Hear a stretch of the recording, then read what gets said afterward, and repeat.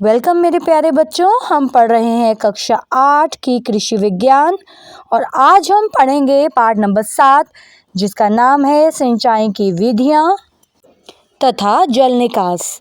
चलिए शुरू करते हैं अभ्यास प्रश्न से। नंबर 1 है निम्नलिखित प्रश्नों के सही उत्तर पर सही का निशान लगाइए। 1 है इसी में सरसों की सिंचाई किस विधि से की जाती है। क है नाली विधि, ख थाला विधि, ग क्यारी विधि और घ है जल प्लवन विधि। तो बच्चों इन चारों में से जो सही आंसर है वह है क्यारी विधि। चलिए आगे है नंबर 2 आलू की फसल की सिंचाई किस विधि से की जाती है। इसमें भी 4 ऑप्शंस हैं। क है क्यारी विधि, ख छिड़काव विधि, ग थाला विधि और घ है कूंड विधि। तो इन चारों में से जो सही है वह है कूंड विधि। चलिए आगे है ऊंची नीची भूमि की सिंचाई किस विधि से करते हैं। ऊंची नीची भूमि की सिंचाई छिड़काव विधि से करते हैं। नेक्स्ट नंबर 4 है खेत में जलभराव से मृदा ताप क है घटता है, ख बढ़ता है, ग स्थिर रहता है, घ उपरोक्त में से कोई नहीं। बच्चों खेत में जलभराव से मृदा ताप घटता है। आगे प्रश्न नंबर 2 रिक्त स्थानों की पूर्ति कीजिए। नंबर 1 है डैश विधि सिंचाई की उत्तम विधि है।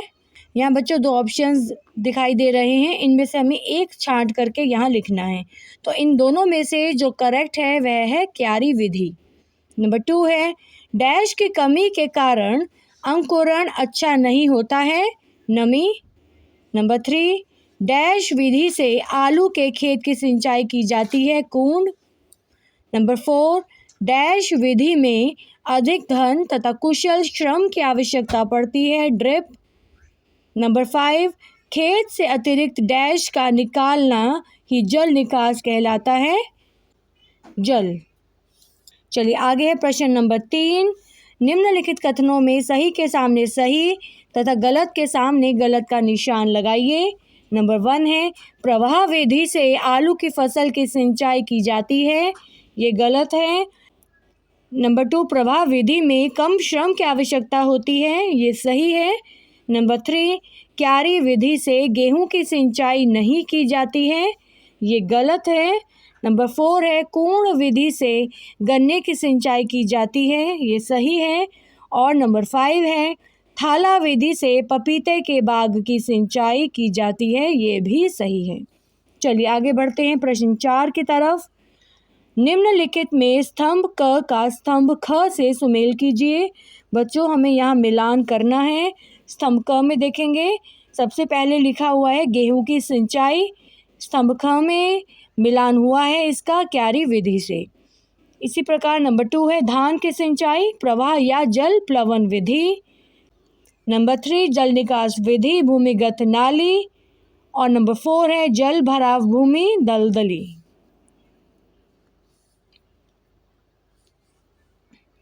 चलिए बढ़ते हैं प्रश्न 5 की तरफ। सिंचाई देर से करने पर फसलों पर क्या प्रभाव पड़ता है। आंसर है फसलों का समुचित विकास नहीं हो पाता है जिससे उत्पादन पर बुरा प्रभाव पड़ता है। आगे बढ़ेंगे प्रश्न नंबर 6 पर। जल भराव से पौधों पर क्या प्रभाव पड़ता है। तो बच्चों जल भराव से पौधों पर प्रभाव देखेंगे।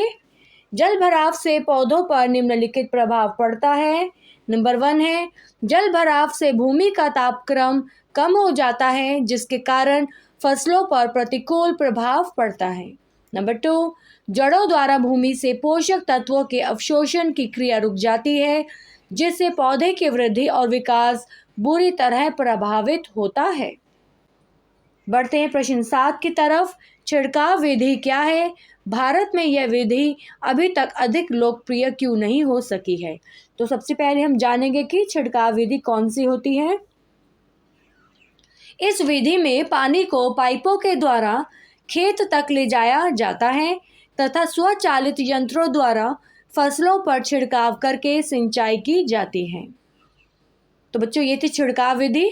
अब हम सेकंड पार्ट पर आएंगे इसके। इस विधि का प्रयोग प्रायः उन्नतशील कृषकों द्वारा ही किया जाता है। श्रम और धन की अपेक्षाकृत अधिक आवश्यकता होती है। इसलिए यह विधि भारत में लोकप्रिय नहीं हो सकी है। बच्चों, यही कारण है जिसकी वजह से छिड़काव विधि भारत में लोकप्रिय नहीं हो सकी है। चलिए आगे है नंबर 8, थाला विधि से सिंचाई के 2 लाभ लिखिए। थाला विधि के गुण देखेंगे। नंबर 1 है, इस विधि से सिंचाई करने पर जल की बचत होती है क्योंकि पानी पूरे क्षेत्र में देने के बजाय प्रत्येक पौधे की जड़ों के पास बने थालों में दिया जाता है। और नंबर 2 है, पौधे की जड़ तना सीधे जल के संपर्क में नहीं आते हैं जिससे पौधे को कोई हानि नहीं होने पाती है। चलिए नंबर 9 है, जल जमाव से होने वाली 2 हानियां बताइए। आंसर है, जल जमाव से होने वाली हानियां इस प्रकार से हैं। नंबर 1, मृदा वायु संचार में कमी होना। नंबर 2, मृदा में हानिकारक लवणों का इकट्ठा होना। नेक्स्ट है प्रश्न नंबर 10, उचित जल निकास का मिट्टी पर क्या प्रभाव पड़ता है। आंसर है, उचित जल निकास का मिट्टी पर निम्न प्रभाव पड़ता है। नंबर 1, उचित जल निकास से मिट्टी का ताप संतुलित हो जाता है जिससे बीजों का अंकुरण अच्छा होता है। नंबर 2 है, मृदा में उपस्थित हानिकारक लवण अतिरिक्त पानी के साथ बह जाते हैं। नंबर 3 है, मृदा में जीवाणुओं की क्रियाशीलता बढ़ जाती है जिससे भूमि की उर्वरता बढ़ जाती है। चलिए आगे है प्रश्न नंबर 11, थाला विधि की सिंचाई का चित्र बनाइए। तो बच्चों, यहाँ थाला विधि की सिंचाई का चित्र बना दिया गया है। यहाँ आप देख सकते हैं कि थाला विधि। तो बच्चों, इस थाला विधि में प्रायः छोटे छोटे वृत्ताकार समतल थाले वृक्षों के चारों तरफ बनाए जाते हैं और कभी कभी इन थालों का आकार कैसा हो जाता है, वर्गाकार, और जल है वह इन्हीं थालों में दिया जाता है।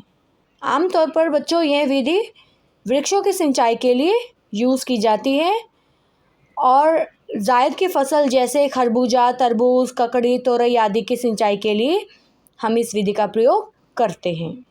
चलिए आगे बढ़ते हैं प्रश्न 12 की तरफ।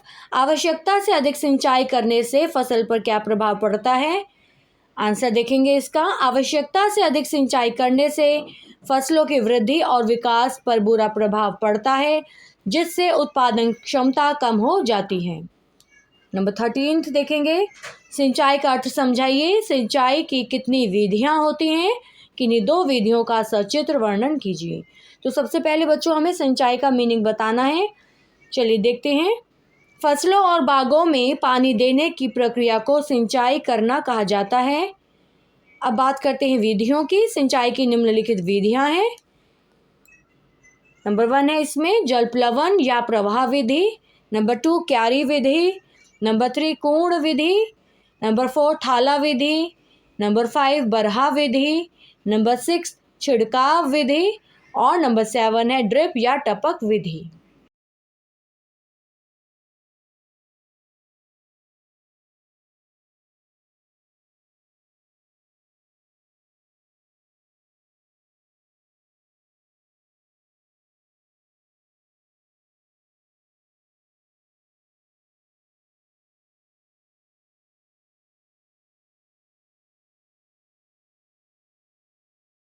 चलिए नेक्स्ट है प्रश्न नंबर 14, प्रवाह तथा ड्रिप विधि के गुण और दोष लिखिए। बच्चों, प्रवाह विधि को जल प्लवन विधि भी कहते हैं। जल प्लवन या प्रवाह विधि के गुण। नंबर 1, सिंचाई करने में आसानी होती है। नंबर 2, सिंचाई करने में समय की बचत होती है। अब है जल प्लवन या प्रवाह विधि के दोष। नंबर 1 है, खेत में जल का वितरण असमान होता है। नंबर 2, पानी अधिक लगता है। नंबर 3, ढालू खेतों व अधिक नमी न सहन करने वाली फसलों के लिए अनुपयुक्त विधि है। ड्रिप विधि के गुण देखेंगे। नंबर 1, कम पानी से ज़्यादा क्षेत्रफल की सिंचाई की जा सकती है। नंबर 2, पानी की हानि न्यूनतम होती है। ड्रिप विधि के दोष, प्रारंभिक लागत अधिक होती है। नंबर 2, तकनीकी ज्ञान की आवश्यकता होती है, मतलब हमें टेक्निकल नॉलेज होनी चाहिए उसकी कि हम उसको कैसे ऑपरेट करते हैं। नंबर 15 देखेंगे फलदार। नंबर 15 है फलदार वृक्षों के लिए आप सिंचाई की किस विधि को अपनाएंगे और क्यों, वर्णन कीजिए। आंसर है बच्चों, फलदार वृक्षों की सिंचाई के लिए थाला विधि अपनाएंगे क्योंकि इस विधि से सिंचाई करने पर जल की बचत होती है और पौधे पानी का समुचित उपयोग करते हैं। प्रश्न नंबर 16, जल निकास का अर्थ समझाइए। जल जमाव से होने वाली हानियों का वर्णन कीजिए।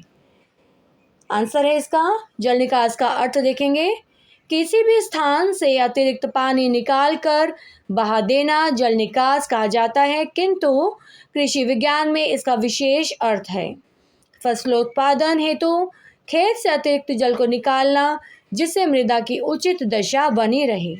अब जल जमाव से होने वाली हानियां देखेंगे। जल की अधिकता से निम्न हानियां होती हैं। नंबर 1, मृदा वायु संचार में कमी। नंबर 2, मृदा ताप में कमी। नंबर 3, भूमि का दलदली होना। नंबर 4, लाभदायक मृदा जीवाणुओं के कार्यों में बाधा।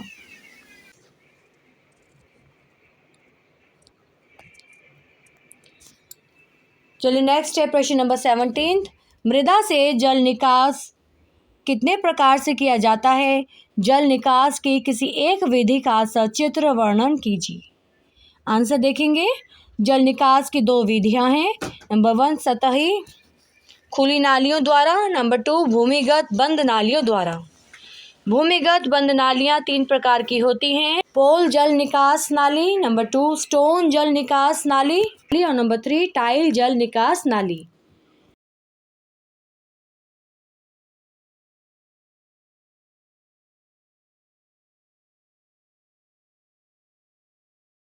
पोल जल निकास नालियां इस प्रकार से हैं।